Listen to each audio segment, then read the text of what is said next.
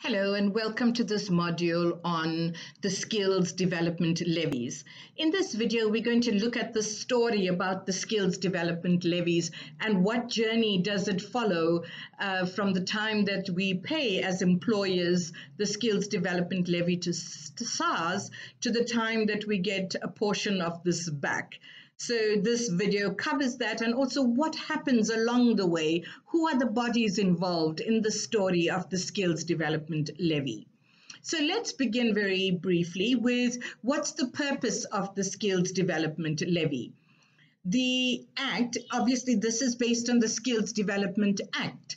The Act regulates a compulsory levy scheme to fund education and training in business within the various education or various sectors of the South African economy. It aims to expand the knowledge and competence of our labor force, and in so doing, it increases the supply of skilled labor in South Africa, providing for greater productivity and employability. And also, do you remember when we spoke about the NQF, the principles on the NQF talk about us being able to have portable skills and a whole range of principles around the NQF. And the Skills Development Levies Act allows this to be possible by actually making money available for training itself. So what are the criteria then that we use? Who pays the levy? Let's start with what is the aim of the levy. So the levy grant scheme is legislated through the Skills Development Levies Act of 1999, and that serves to fund the skills development initiative in the country. The intention is to encourage a planned and structured approach to learning and to increase employment prospects for work seekers. Participating fully in the scheme will allow benefit from incentives and reap the benefit for a better skilled and more productive workforce. So everybody benefits from this, the employer, the worker, and the training provider who implements this particular training. So let's begin with who pays this levy and how is it calculated. So the employers, any business in South Africa actually pays the levy. The levy is calculated as 1% of your company's wage bill, and this is payable monthly. All employers who are registered with the South African Revenue Service for PAYE and have an annual payroll in excess of 500,000 must register with SARS to pay the skills development levy, meaning any business that has a total payroll of under 500,000 are exempt from paying the actual levy. So how does an employer register? The employer registers at SARS, and there's a form at SARS called the SDL 101, which needs to be completed, and that registration process will occur at that point. So who do we pay the levies to? The levies are payable to SARS. So there's a section within SARS that deals with this. And when is it payable? It is payable each month. SARS will provide all registered employees with a return for remittance form, which is called the SDL 201, which enables you to calculate the amount payable and the effective payment.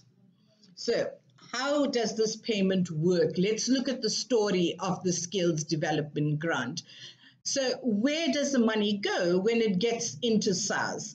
SARS then takes the money and splits this money, and it's split into the National Skills Fund. 20% of what the employer pays goes to the National Skills Fund, the NSF, and 80% goes to the SETA.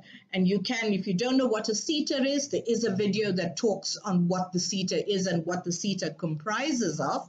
You can watch that for more details. So 80% of the money goes to the SETAs itself. And what does the SETA do with the money? If you look on your diagram, you would find that the SETA money is essentially split in 4 ways. 10.5% of the SETA money, the 80% that the SETA receives, 10.5% goes for the SETA administration, paying for their buildings, paying for their staffing, and all the expenses that's necessary to keep the SETA workflow going.